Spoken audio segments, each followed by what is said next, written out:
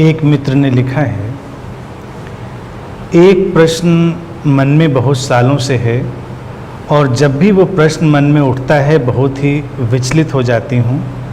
अंदर से आता है नहीं जानना मैं कौन हूँ, नहीं जानना और कुछ आध्यात्मिक बातें, लेकिन फिर भी अंदर ये है कि अस्तित्व बहुत करुणावान है, एक अहोभाव भी है जो भी मैंने पाया है उसके प्रति और जो भी मुझे मिल रहा है उसके प्रति। लेकिन इस पुरुष प्रधान समाज को बनाने में मुझे अस्तित्व का बहुत बड़ा हाथ लगता है या बहुत बड़ी साजिश।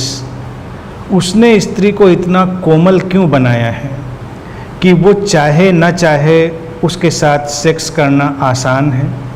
अगर अस्तित्व की तरफ से ही ऐसी व्यवस्था नहीं होती तो छोटी छोटी मासूम बच्चियों के साथ जो दुर्घटनाएं होती हैं वो न हो पाती। फिर जरा जरा सी बच्चियों को मासिक धर्म शुरू हो जाता है और लगभग आधी उम्र तक रहता है। मैं छोटी थी तो मेरी माँ कहती थी कि ये ना हो तो स्त्री माँ नहीं बन सकती, लेकिन कई स्त्रियां ऐसी हैं जिन्हें जीवन में माँ नहीं बनना है।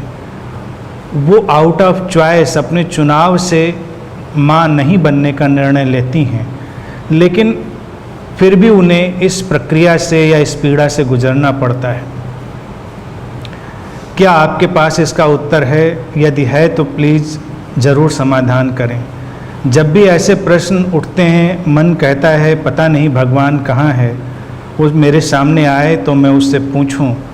हम ऐसे अदना से इंसान हैं और फिर भी कोई चीज़ बनाते हैं तो पूरी परिपक्वता के साथ, चाहे वो घर हो, कोई गैजेट हो या सॉफ्टवेयर प्रोग्राम हो, और हम कोशिश करते हैं कि वो पूरी तरह ठीक ठीक काम करने वाला हो, उसकी सारी कमियां निकालने की कोशिश करते हैं।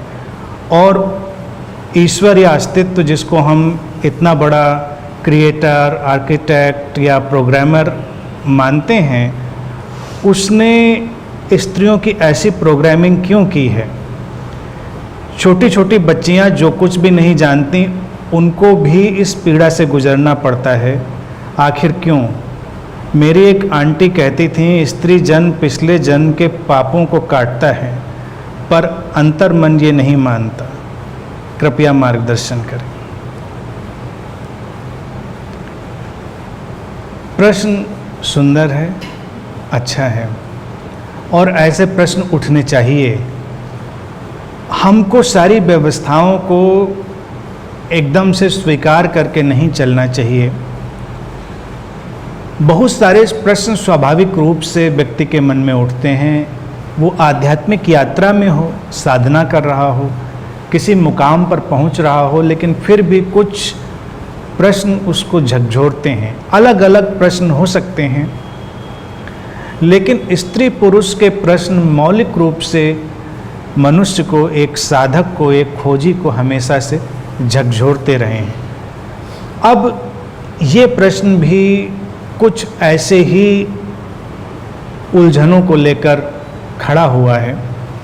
हमें समझना पड़ेगा उस सारी व्यवस्था को। पहली चीज़ तो बहुत स्पष्ट रूप से हमें ये समझ लेनी होगी कि ईश्वर या अस्तित्व क्रिएटर की तरह नहीं है कि जैसे उसने कुछ बना डाला है पहले से और फिर बनाकर उसको कोई चला रहा है। अब हम ज़्यादा से ज़्यादा आज की टेक्नोलॉजी की भाषा में अपनी प्रोग्रामिंग और उस सब की निगाह से देख सकते हैं, लेकिन अस्तित्व कहीं उससे भी ज़्यादा रहस्यमय है, कहीं उससे भी ज़्यादा इंट्रिकेट है। बात प्रश्न की इस दिशा में अगर जाएगी तो उत्तर मिलना मुश्किल हो जाएगा और संसार के सारे धर्मगुरु इन प्रश्नों से आक्रांत इसलिए हो जाते हैं, आतंकित इसलिए हो जाते हैं क्योंकि वो ये मानकर चलते हैं कि कुछ बनाया गया है किसी के द्वारा, तो हम उससे शिकायत कर सकते हैं। सृष्टा है, क्रिएटर है, तो उससे हम शिकायत कर सकते हैं कि भाई ऐसा क्यों बनाया। लेकिन अगर हम वास्तविक खोजी हैं और हम सत्य के और अध्यात्म के वास्तविक मार्ग पर जा रहे हैं, तो हमको एक अंतर्दृष्टि ये मिलनी प्रारंभ हो जाती है। और उसके लिए कोई बहुत सिद्धावस्था या अंतिम अवस्था की ज़रूरत नहीं है। हम एक सामान्य प्रज्ञा तक पहुँचते पहुँचते इस अंतर्दृष्टि को देख पाते हैं कि अस्तित्व अपने आप चल रहा है, उसका नियम है, वो नियमबद्ध है, वो नियम से चलता है, लेकिन उसको चलाने वाला कोई नहीं है। तो पहला पार्ट प्रश्न का यही है कि हम उस चीज़ से हटते हैं कि किसी से हमको कोई बात करनी है या कोई बनाने वाला है, ऐसा बिल्कुल भी नहीं। फिर प्रश्न दूसरा आएगा कि जैसा है, जैसी प्रश्न में उलझन और पीड़ा है, वैसा क्यों है। मनुष्य का जीवन देखा जाए सर्वाधिक रहस्यमय और शक्तिशाली घटनाओं में से। अद्वैत का द्वैत में टूटना स्त्री और पुरुष में, ये सर्वाधिक महत्वपूर्ण और रहस्यमय है। मौलिक रूप से जब वो डुअलिटी टूटती है, वो द्वैत टूटता है, तो स्त्री और पुरुष का ही निर्माण होगा। स्त्री और पुरुष मनुष्य शरीर में उस डुअलिटी के मैनिफेस्टेशन का, यानी उस द्वैत के प्रकट होने का सबसे कॉन्क्रीट, सबसे पावरफुल एक्सप्रेशन है, सबसे सशक्त अभिव्यक्ति है। अन्यथा पुरुष ऊर्जा और स्त्री ऊर्जा की ही यात्रा हर तरफ है। जैसी समस्याएं हम आज देख रहे हैं, हमेशा ऐसी नहीं थी। स्त्री और पुरुष के बीच विभाजन नहीं है, उनके बीच एक ब्रिज है, वो कॉम्प्लीमेंट्री है, परिपूरक है। लेकिन अगर हमें उन्हें कॉम्प्लीमेंट्री और परिपूरक की तरह देखना है, तो हमें बहुत सारे सामाजिक और नैतिक नियमों, बंधनों और उनके निर्माणों से आगे जाकर देखना होगा। समाज एक मशीन की तरह चलना चाहता है, वो उसको व्यवस्था की तरह उपयोग करना चाहता है। और जब भी हम एक मशीन या व्यवस्था बनाना चाहते हैं, तो उसमें इंसान का जो अंतरतम है, उसकी जो सोल क्वालिटीज़ हैं, उनकी परवाह नहीं करी जाती। स्त्री पुरुष का भिन्न होना ये तो हमेशा से था, आज भी है, आगे भी रहेगा। और हर जगह स्त्री और पुरुष ऊर्जा का, यानी कि स्त्रैणता और पौरुषता का विभाजन प्रकृति में हर जगह मिलेगा। लेकिन इसमें क्या शक्तिशाली है और क्या कमज़ोर है, ये हमारा मेंटल क्रिएशन है, ये हमारा मानसिक निर्माण है। प्रारंभिक अवस्था में अगर हम लौट कर देखें,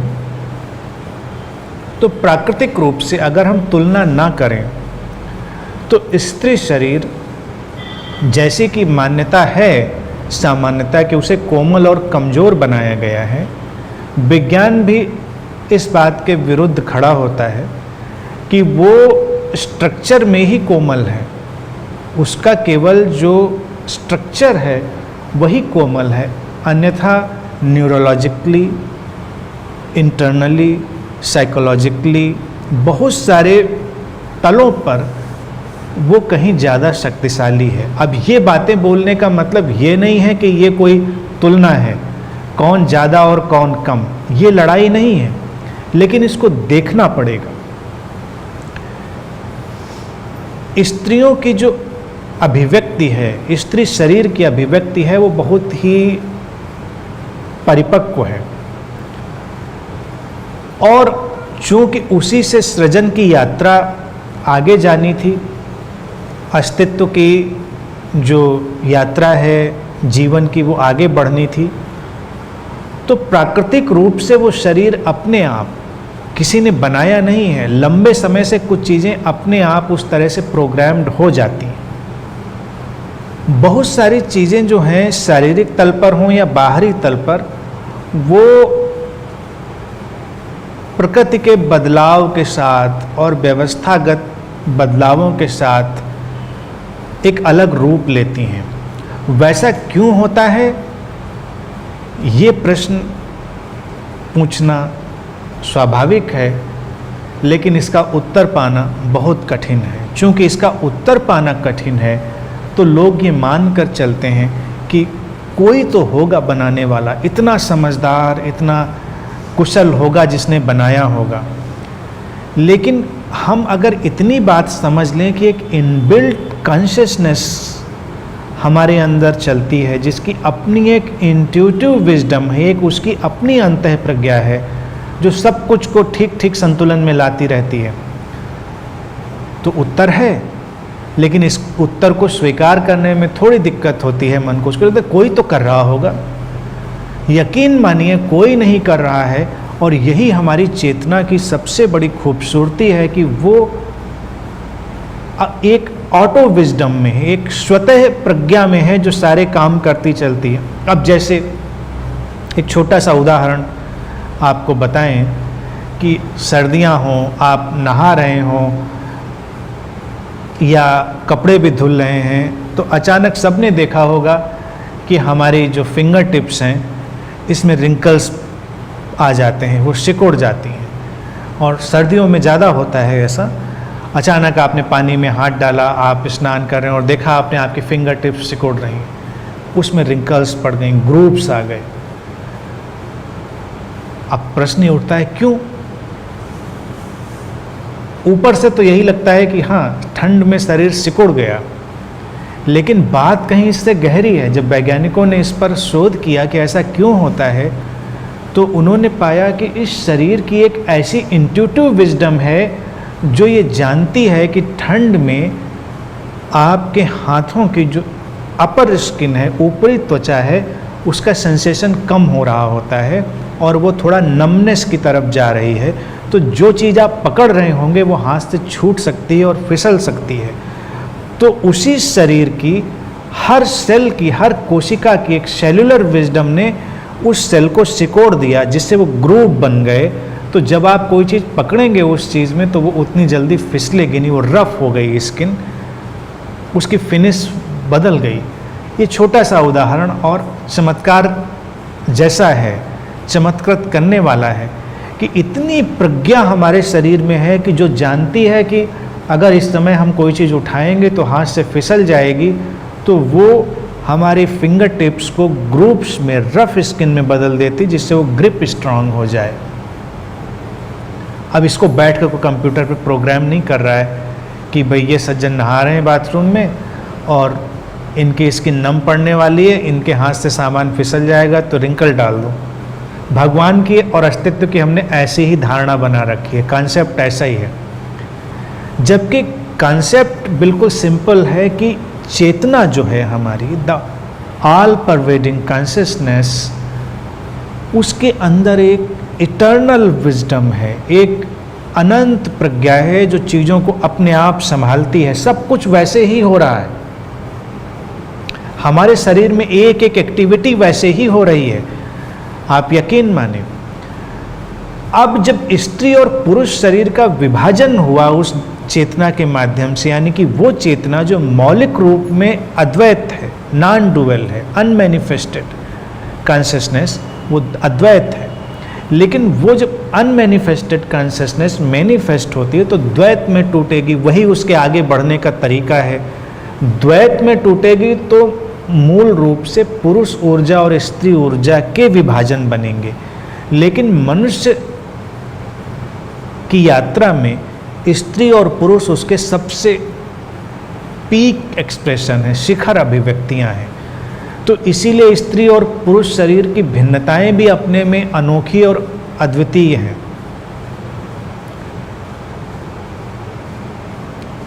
क्योंकि स्त्री शरीर एक संतान को अपने अंदर लेकर चलेगा, तो इस कारण स्त्री शरीर बहुत सशक्त बनाया गया। ये कोमलता के पीछे की एक स्थिति है। कोमलता ऊपरी तौर से है, जो भी ज़रूरी है उसके भी बहुत सारे वैज्ञानिक कारण होंगे कि क्यों है, उसको देखा जा सकता है। जैसे कोई आप डेलिकेट आइटम पैकिंग में मंगाते हैं तो बहुत सारी पैकिंग उसको संभालने के लिए आती है, और वो सारी पैकिंग भी बड़ी डेलिकेट होती है। फोम होता है, एयर भरे हुए पैकेट्स होते हैं, बबल रैप्स होते हैं, सब डेलिकेट सा होता है, लेकिन उसके अंदर जो चीज़ है वो संभालनी है। तो कई बार जो शरीर डेलिकेट दिखाई देता है उसकी डेलिकेसी में ही उसकी स्ट्रेंथ है। लेकिन चूंकि संतान का मसला यहाँ पर शामिल है तो आंतरिक शक्ति कहीं ज़्यादा है। वैज्ञानिक रूप से भी ये बात साबित है कि जो पेन है, जो पीड़ा है, उसको बर्दाश्त करने का जो पैमाना है वो स्त्रियों का बहुत ज़्यादा है। पुरुषों का कैलिबर उतनी पीड़ा को बर्दाश्त करने का नहीं है। स्त्री शरीर को उस टोन पर एग्जिस्टेंस ने एडजस्ट कर लिया है उस यात्रा में कि उस पीड़ा को बहुत बर्दाश्त कर सकती है। ये सब उसकी कमजोरियां नहीं हैं। ये बातें पुरुष और स्त्रीवादी नहीं इनको समझेंगे, क्योंकि ये बोलने में लगेगा कि पुरुष क्या कमज़ोर है। नहीं, पुरुष अपनी जगह अपनी स्ट्रेंथ में है, क्योंकि उसकी अपनी यूनिकनेस है, उसको अपना यूनिक एक्सप्रेशन है। लेकिन उसको अपना यूनिक एक्सप्रेशन समझना पड़ेगा। जब धीरे धीरे क्या हुआ कि लोगों का मानसिक और आध्यात्मिक विकास रुका, तो ये हीन भावना इधर उधर घर करने लगी। खास तौर से पुरुषों में इस हीन भावना ने प्रारंभ में बहुत जड़ पकड़ी कि हम तो कुछ ऐसा खास नहीं कर पा रहे हैं जो स्त्री कर पा रही है। वो एक संतान को जन्म दे पा रही है, एक ऐसी मिस्टीरियस चीज़ जिसके बारे में वो सोच भी नहीं सकता। और फिर और भी बहुत सारी चीज़ें, जैसे कि मानसिक ढांचा जो स्त्री का है, आज हमको लगता है कि वो कमज़ोर है, क्योंकि धीरे धीरे कंडीशनिंग ऐसी हमने पैदा कर डाली समाज में भय से चलते हुए। लेकिन एक मानसिक ढांचा जो मेंटल स्ट्रक्चर है, साइकोलॉजिकल फ्रेम है एक फेमिनिन बॉडी का, वो पुरुष शरीर से कहीं ज़्यादा स्ट्रांग है। स्त्रियां अकेले रहने में नहीं घबराती हैं, ये प्रमाणित बात है। पुरुष ज़्यादा परेशान होते हैं, लेकिन हमको ऐसा लगता है जैसे स्त्रियां अकेले रहने में परेशान हैं। हमारी कंडीशनिंग ऐसी हुई और हमने बनाया तो स्त्रियों को भी शायद अब लगने लगा हो।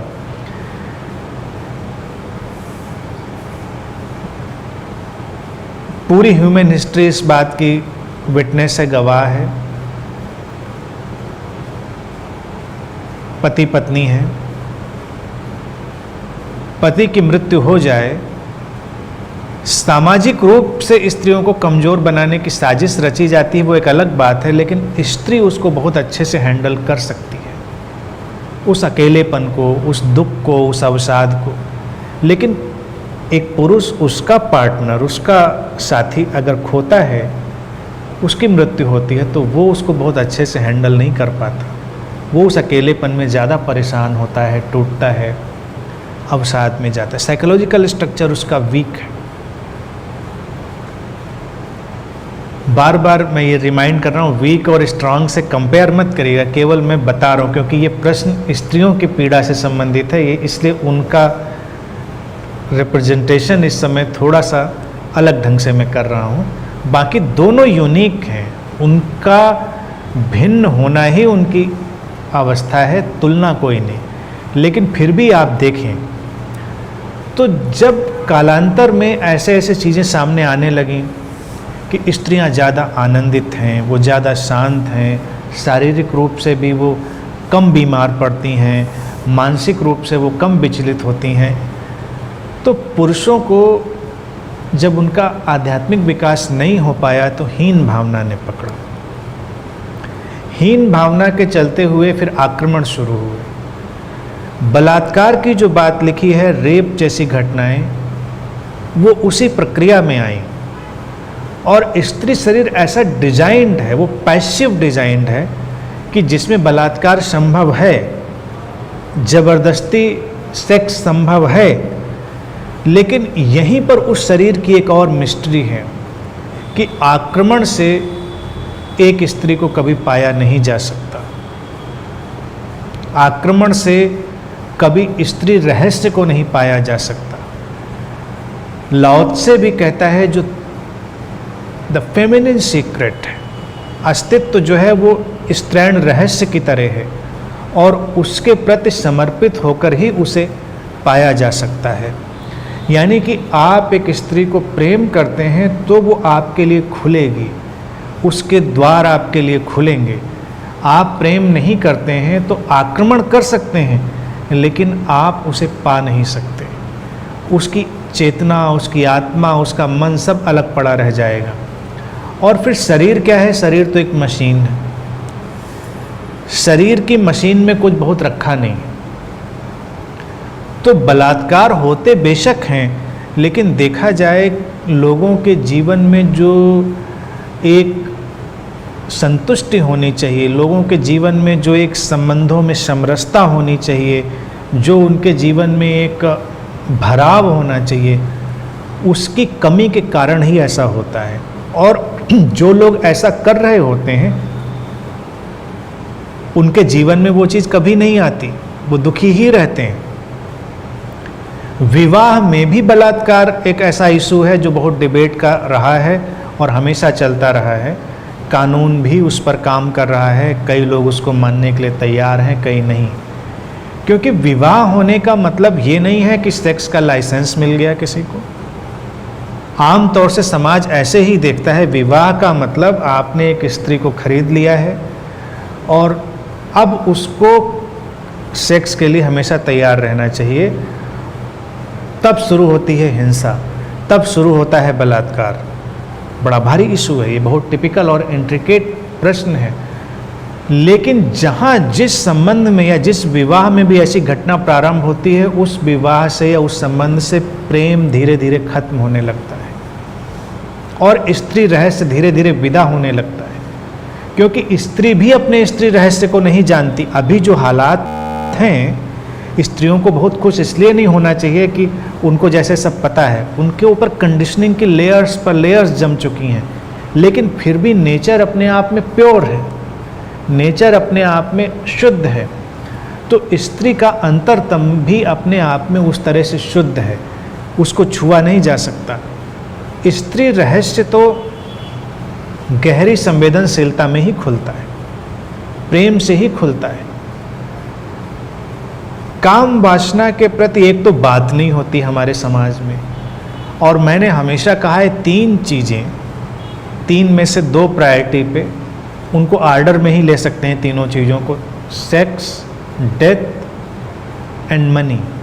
काम वासना, मृत्यु और धन, ये तीन चीज़ें इंसान के मस्तिष्क में लगातार दौड़ती रहती हैं। एक मिनट में वो कितनी बार दौड़ जाती होंगी इसका पता लगाना बहुत मुश्किल है। लोग कहेंगे कि मृत्यु तो नहीं दौड़ती, धन के बारे में तो नहीं सोचते, लेकिन आप देखेंगे डायरेक्ट इनडायरेक्ट सब उसी से जुड़ा है। जितने भी भय हैं वो मृत्यु से जुड़े हैं। अगर किसी भी किस्म का भय आ रहा है तो मृत्यु के कारण, क्योंकि अल्टीमेट फियर तो डेथ का ही है। असुरक्षा जितनी है, सामाजिक असुरक्षा है, वो धन के कारण है। काम वासना वो है। लेकिन ये तीनों जुड़े हुए भी हैं, क्योंकि काम वासना से जन्म है, जन्म है तो मृत्यु है, और जन्म है तो उसको सस्टेन करने के लिए धन भी चाहिए। तो तीनों आपस में जुड़े हुए भी हैं, इसीलिए वो तीनों दौड़ते रहते हैं व्यक्ति के मन में। लेकिन आमतौर से जो आध्यात्मिक व्यक्ति है, जो सो कल्ट रिलीजियस हो जाता है, वो इन तीनों की बात नहीं करेगा और पता नहीं दुनिया भर की आत्मा, परमात्मा, समाधि, साधना, इनलाइटनमेंट सब बात करेगा वो। लेकिन एक धार्मिक व्यक्ति मृत्यु की बात नहीं करेगा, काम वासना की बात नहीं करेगा, और धन की बात तो बड़ा स्ट्रांग नो। और वो महात्मा भी बड़े अच्छे माने जाते हैं कि वो धन की बात नहीं करते, धन नहीं छूते, और वो अमरता की बात करते हैं, अमृतत्व की बात करते हैं, इमॉर्टैलिटी की बात करते हैं, मृत्यु की बात नहीं करते। इमॉर्टैलिटी किसने जानी? जानी किसी ने, तुमने तो नहीं जानी, तुमने तो मृत्यु जानी, मृत्यु की पीड़ा जानी। तो अध्यात्म के नाम पर एक ढकोसला पैदा होता है। मृत्यु होती है कुछ लोग गाने बजाने आ जाते हैं कि नहीं आत्मा तो नहीं मरती, आत्मा तो ये है वो है। आप थोड़ी देर में शांत हो जाते हैं, मृत्यु विदा हो गई, आपके ऊपर एक स्यूडो फिलॉसफी आ गई, लेकिन आपने अनुभव नहीं किया। फिर मृत्यु आती, फिर आप हिलते हैं, झकझोरे जाते हैं, क्योंकि मृत्यु ये बताती है कि क्या किया जीवन में, मूल्य क्या रहा इस चीज़ का। धन की भी बात नहीं, आध्यात्मिक जगहों पर अगर फीस और ऐसी चीज़ लगा दी तो लगे अच्छा दुकान है, तो दुकान क्या नहीं है, हर जगह दुकान ही दुकान है। आप एक घूंट पानी भी तो सड़क पर मुफ्त में नहीं आजकल पी सकते हैं। कुछ दिन तो वक्त ऐसा आने वाला है, हवा लेने के लिए भी आपको पैसे ही देने पड़ेंगे। इतना जब पोल्यूशन बढ़ जाएगा तो ऑक्सीजन बार्स बनेंगी सड़क के किनारे, और आप जाके वहाँ पर अपना कार्ड स्वैप करेंगे या पैसा डालेंगे या कैश देंगे, जो भी व्यवस्था होगी, और आप थोड़ी अच्छी ऑक्सीजन लेके फिर आगे अपने रास्ते पर जाएंगे। भविष्य तो यही दिखाई देता है। हवा लेने के लिए हमको पैसे खर्च करने पड़ेंगे। तो धन से इतनी विरोध की बात नहीं है, वो काम चलाऊ है। और सबकी जो मदर है, द सोर्स ऑफ एवरीथिंग, काम वासना सेक्स, उसके बारे में भी हमको सामान्य बात करनी पड़ेगी। असामान्य बातें करने से ही विकृति पैदा होती है, असामान्य बात करने से ही पोर्नोग्राफी पैदा होती है, असामान्य बात करने से ही बलात्कार पैदा होते हैं। सामान्य होगा तो जीवन का सामान्य तथ्य होगा, और लोगों के लिए कोई हैरान करने वाली और विचलित करने वाली बात नहीं होगी कि हाँ ऐसा होता है तो ठीक है। अब ये जो प्रश्न में ही दूसरा प्रश्न आया स्त्रियों के साथ, उनके मेंस्ट्रुएशन का, मासिक धर्म का विषय, क्या वो परेशानी की बात है या वो परेशानी की बात नहीं है, वो अच्छा है या बुरा है, क्या है? देखा जाए तो वो स्त्रियों के लिए बहुत एक शक्तिशाली माध्यम, प्रारंभ में शक्तिशाली ही रहा, स्त्रियों ने उसकी परवाह नहीं करी और समाज में स्वीकृत था। इसीलिए अगर किसी भी आदिम सभ्यता की आप खोज करेंगे और पुराने से पुराने किसी धर्म की तरफ जाएंगे तो आपको आदि शक्ति की, देवी की पूजा होती हुई मिलेगी। कोई पुरुष गॉड, मेल गॉड आपको नहीं मिलेगा, देवियां हैं। और देवियों में भी आप देखेंगे कि ज़्यादातर वो सेक्स ऑर्गन्स होंगे जिनकी पूजा हो रही होगी। आप भारत में भी देखिए, शिवलिंग जब उसकी पूजा करने जा रहे हैं तो शिवलिंग और वेजाइना दोनों रिप्रेजेंटेड हैं। और भारत का ये मैं देखता हूँ कि बहुत बड़ा करेज है कि उन्होंने जो सेक्सुअल सिंबल था उसको मेन स्ट्रीम में डाल दिया। Mail and female sex organ उसमें शामिल है, रिप्रोडक्टिव ऑर्गन्स। उसको हम बहुत सारा फिलोसफाइज कर सकते हैं, ये सब कर सकते हैं, वो अपनी जगह पर, लेकिन मुख्यतः वो बताना चाह रहे थे भारत में कि सामान्य है, संसार में हम आ रहे हैं तो सामान्य है बहुत सारी चीज़ें। और ये सेल्स का रीजनरेशन और डीजनरेशन, स्त्रियां इसको सीधे सीधे इनकाउंटर करती। इनकाउंटर तो पुरुष भी करते हैं, उनके अंदर छुपा हुआ है। जो मंथली साइकिल है, वैज्ञानिक इस पर रिसर्च करके निष्कर्षों पर पहुंच चुके हैं, पुरुषों के अंदर भी है वो साइकिल, लेकिन वो हिडन है और महिलाओं में विजिबल है। लेकिन विजिबल साइकिल कहीं ज़्यादा पावर जनरेट करता है, क्योंकि हम हर बार उस डीजनरेशन और रीजनरेशन को फेस करते हैं, जानते हैं। यानी कि सेल्स का बनना और मिटना हम उसको इनकाउंटर करते हैं, जीवन और मृत्यु का हम इनकाउंटर करते हैं। ये चीज़ बड़ी खतरनाक थी। प्रारंभ में बहुत सारा ऐसा कल्चर रहा जहाँ पर जो मेंस्ट्रुएशन का पीरियड था वो बड़ा वर्शिप का पीरियड रहा। भारत में अभी भी वो बचा हुआ है, कामाख्या जैसे टेम्पल्स में। भारत की जो तंत्र परंपरा रही उसमें कामाख्या मंदिर और ऐसे जो तंत्र मंदिर रहे, वहाँ अभी भी वो परंपरा कायम है कि वो प्रक्रिया बड़ी पूज्य है।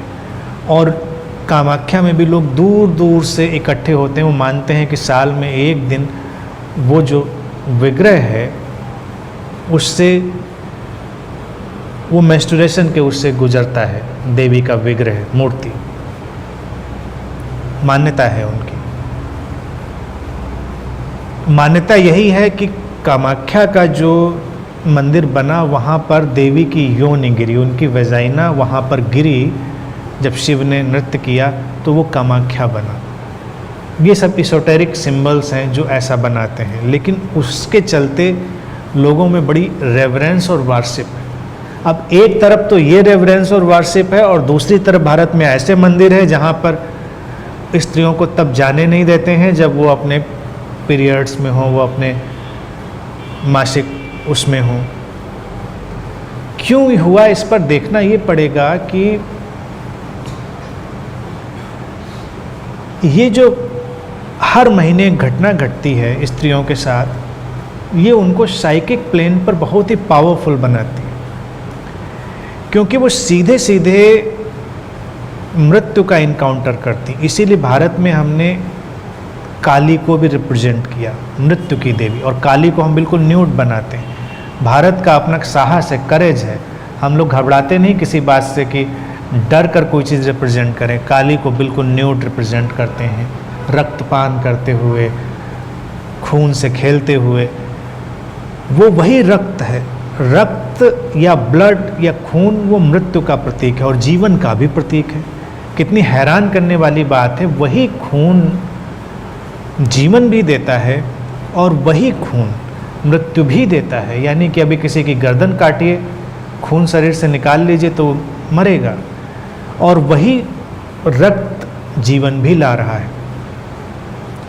स्त्रियों के अंदर वो जो रिप्रोडक्टिव सेल है, जब वो डिजनरेट होती है उस समय, तो ये उनका मासिक चक्र शुरू होता है।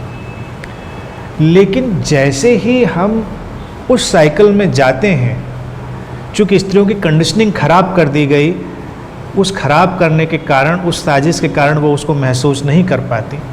वो बहुत ही पावरफुल वक्त होता है जिस समय वो साइकिकली बहुत पावरफुल होती हैं। उनका इंट्यूशन, उनकी सेंसिटिविटी, सब चीज़ें बहुत हाइट पर होती हैं।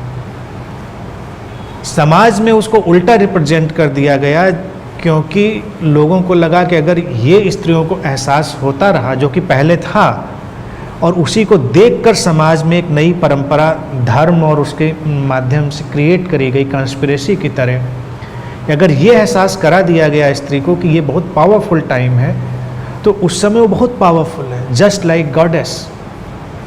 उसके अंदर इंट्यूटिव पावर है, साइकिक पावर है, बहुत सारी चीज़ें हैं, क्योंकि वो जिसको अपने मेंस्ट्रुएशन की तरह फील कर रही है, वो मृत्यु का एक सीधा साक्षात्कार है, इनकाउंटर।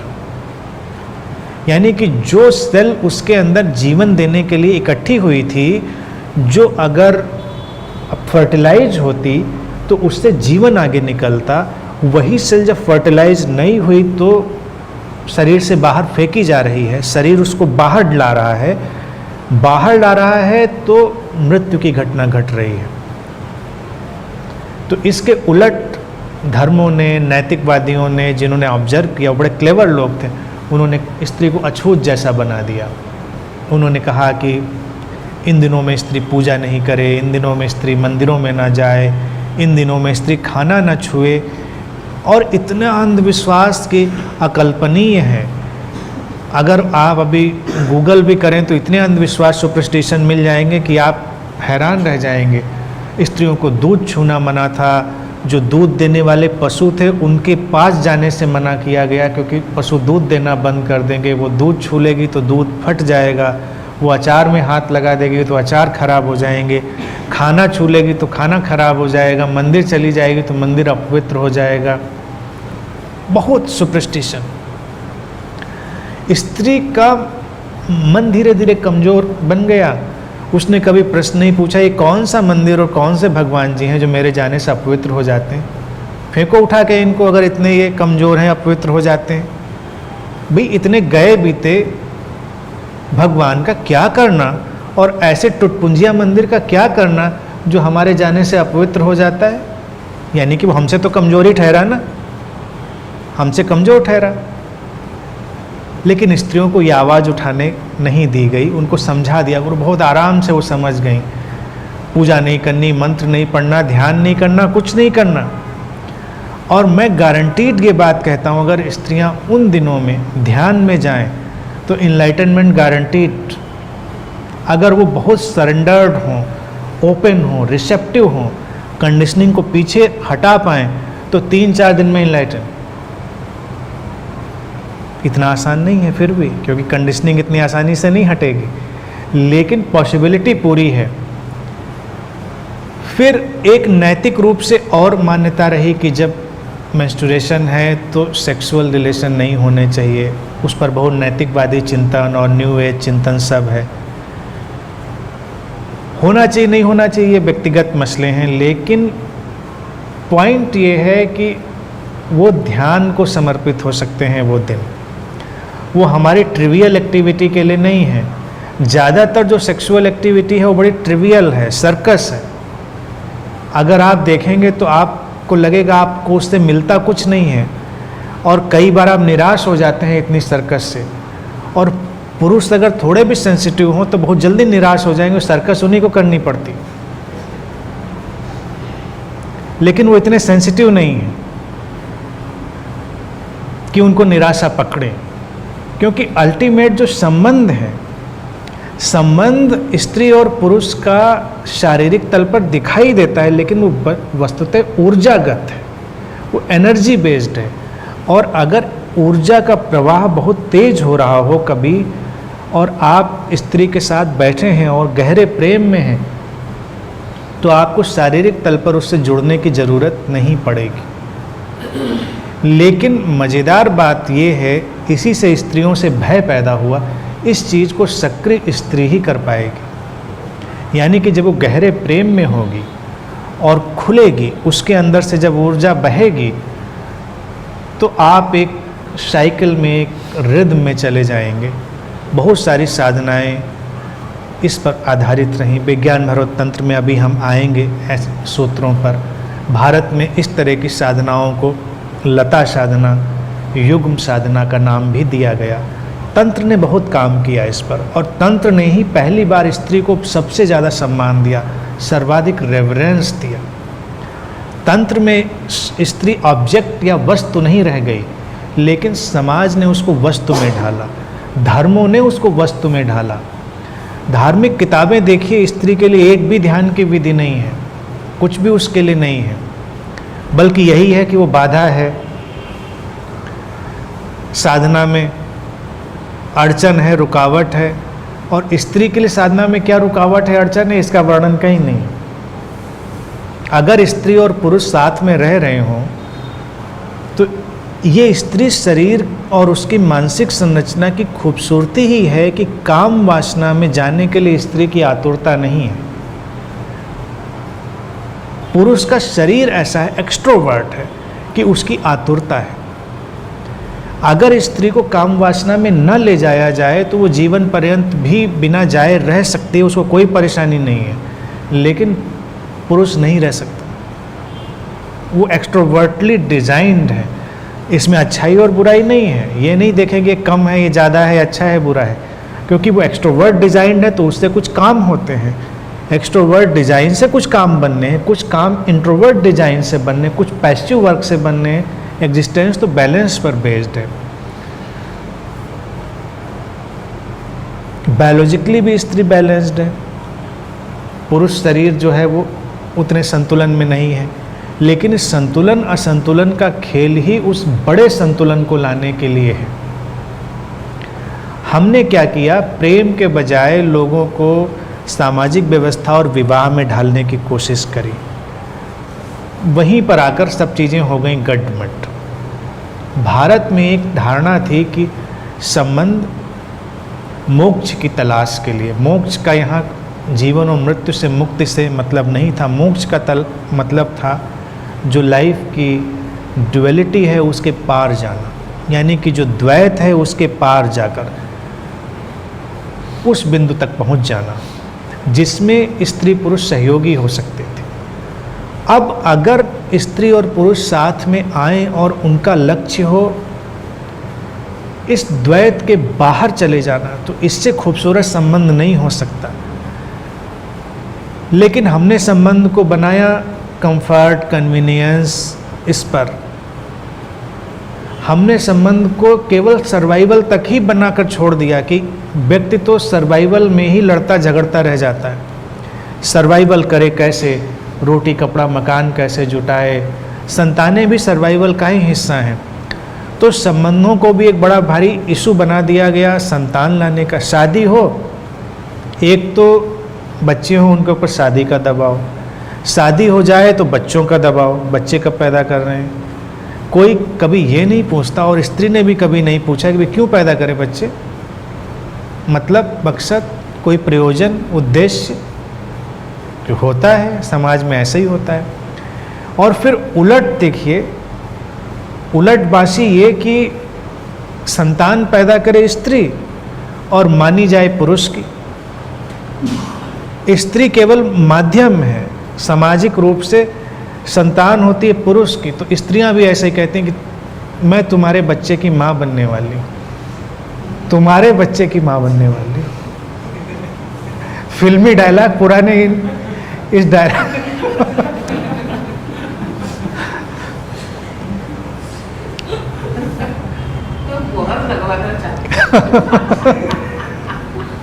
और कुछ नहीं, वो समाज पुरानी फिल्मों के डायलॉग ऐसे भरे पड़े हैं।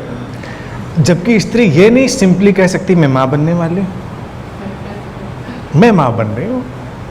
तुम्हारी यूटिलिटी क्या है, बस जरा सी यूटिलिटी है, और वो यूटिलिटी तो बायोलॉजिकली मेडिकली भी पूरी करी जा सकती है, उसमें कोई बड़ा काम नहीं है।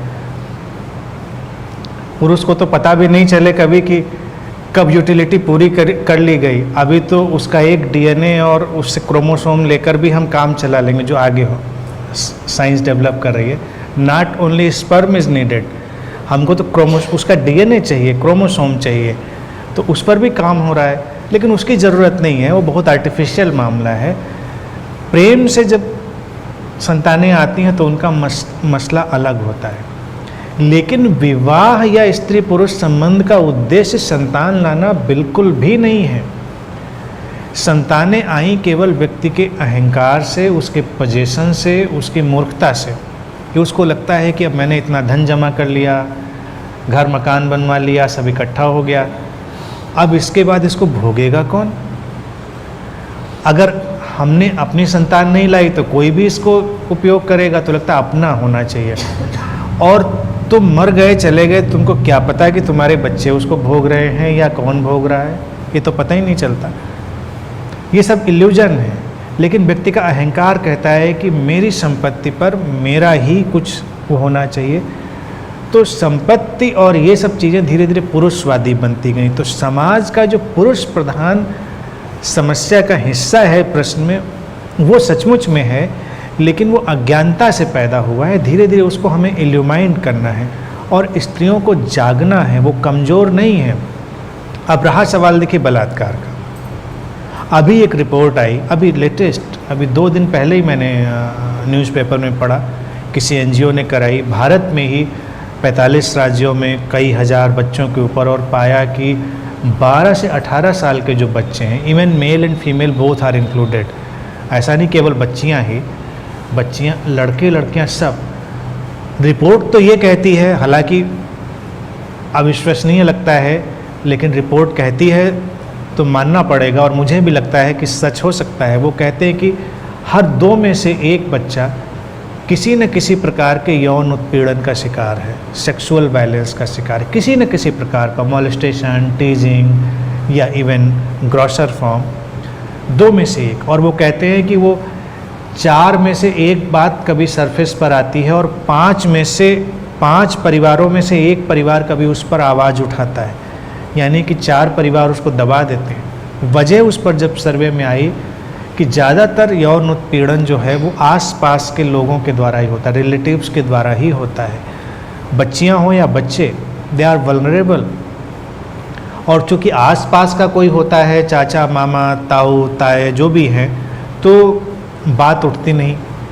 यहाँ पर बात तो ये आएगी कि वायलेंस तो आ रहा है पुरुषों की तरफ से, क्योंकि they are designed like that. लेकिन उसको अभी वैसे मत देखें, इसको आप दूसरी दृष्टि से देखें। दूसरी दृष्टि से ये देखें कि समाज में एक तो हम बातचीत करना नहीं चाहते। अब अगर यौन उत्पीड़न इतनी बड़ी समस्या है, इस रिपोर्ट के मद्देनज़र अगर देखा जाए, सेक्सुअल वायलेंस इतनी बड़ी समस्या है जिस पर इतना हो हल्ला न्यूज़ में भी होता है और बाहर समाचार में भी होता है, तो परिवारों में हम क्यों नहीं आवाज़ उठाते, हम क्यों नहीं विरोध करते? परिवारों में हम उस चीज़ को दबाते हैं और बर्दाश्त करते हैं, चलो कोई बात नहीं, चलता है। लेकिन जब वो घटना कहीं चलती कार में, कहीं बस में, कहीं सड़क पर कहीं होती है, तो हमको परेशानी बहुत ज़्यादा होती है। हमको लगता है कि ये बलात्कार हुआ, लेकिन जो घर में हुआ क्या वो बलात्कार नहीं था? जो विवाह में होता है क्या वो बलात्कार नहीं है? कितनी महिलाएं होंगी जो विवाह में बलात्कार पर प्रश्न उठाती होंगी? नहीं उठाती, हिम्मत नहीं है, आर्थिक रूप से कमज़ोर है, कई बार निर्भर है, इसलिए नहीं उठाती। लेकिन मैं कहता हूँ बातचीत होनी चाहिए। हर पुरुष भी उतना असंवेदनशील नहीं है, हर पुरुष भी उतना असंवेदनशील नहीं है। और जिन पुरुषों के माध्यम से विवाह में भी बलात्कार जैसी घटनाएं आती होंगी, वो भी ऐसा नहीं अपराध कर रहे हैं, they are designed like that, कि उनको शायद नहीं समझ में आता होगा। तो बात होनी चाहिए, कभी स्त्री उनको बताए कि देखो ऐसा नहीं ठीक है, ये डिजायर्ड नहीं है। तो जो संवेदनशील पुरुष होंगे वो समझना शुरू कर देंगे और एक बड़ा ही हार्मोनाइज्ड रिलेशन पैदा होगा। क्योंकि बहुत सारी जो सेक्सुअल एक्टिविटी है रिलेशंस में, as per my observation, it is not due to desire, it is only habitual activity. केवल वो हैबिचुअल एक्टिविटी है, वो डिज़ायर्ड एक्टिविटी नहीं है, वो केवल आदत का ढांचा है जो कि बदला जा सकता है, बातचीत से बदला जा सकता है। अगर हम ओपनली बात कर पाएँ कि भाई समस्या है, ये ऐसे चीज़ें होती हैं, तुम ऐसा क्यों करते हो, या ऐसी चीज़ें क्यों हैं, बात होनी चाहिए। लड़कियां हों या लड़के, उनसे भी बात बड़ी मुश्किल है। वो प्रश्न खड़े कर दें तो माँ बाप के पास जवाब नहीं होते बहुत सारी चीज़ों के, तो हम उस एजुकेशन की भी बात करते हैं, लेकिन वो एक अलग प्रश्न का दायरा हो जाएगा। अभी प्रश्न के दायरे में यही है कि ऐसा लगता है कि अपनी कोमलता के कारण स्त्रियां बहुत ज़्यादा हिंसा का शिकार हो जाती। संभावना पूरी है, लेकिन वही तो सौंदर्य है।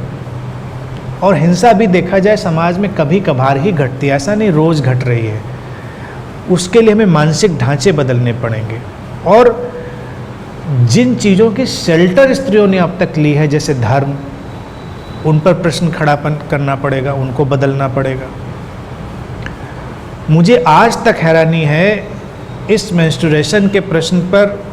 ये जो प्रश्न पूछा गया, ये हिम्मतवार प्रश्न है, ऐसे प्रश्न मैं स्वागत करता हूँ और पूछे जाने चाहिए।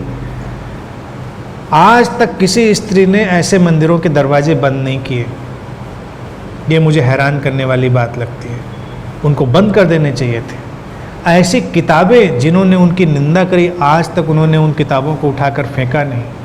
ऐसे धर्मगुरु बाबा जिन्होंने उनकी निंदा करी, उनको वही माले पहनाती रही हैं, उनकी वही आरती उतारती रही हैं। एक बार उन्होंने नहीं कहा ये आदमी नहीं चाहिए हमको,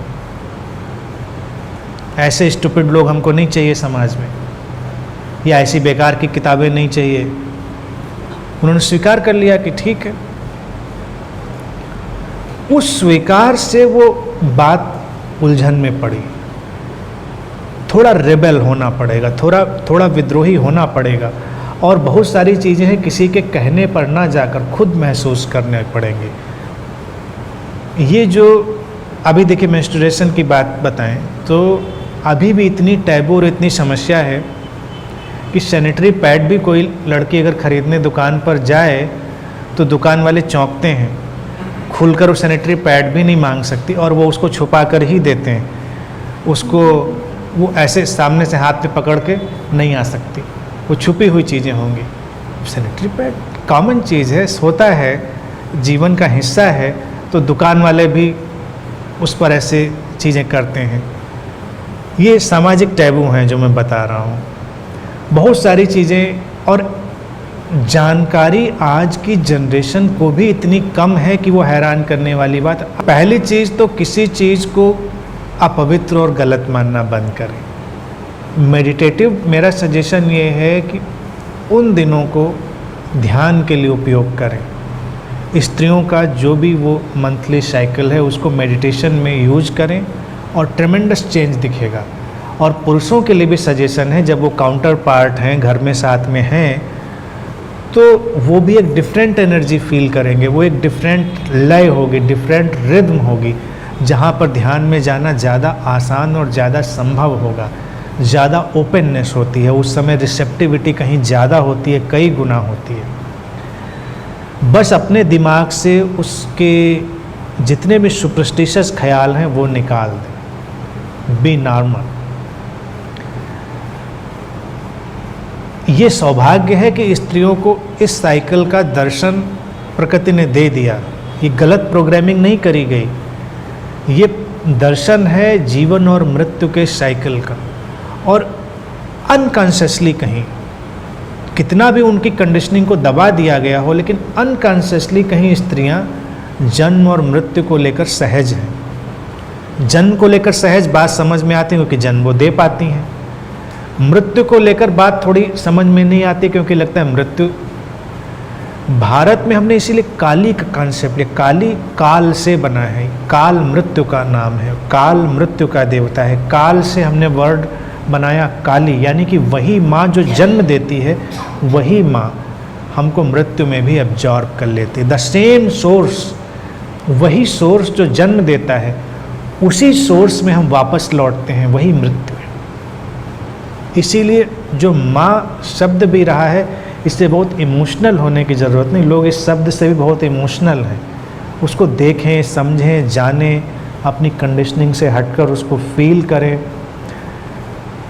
और ये तारीफ़ें स्त्रियों की ज़्यादा हो गई क्योंकि प्रश्न उधर से था।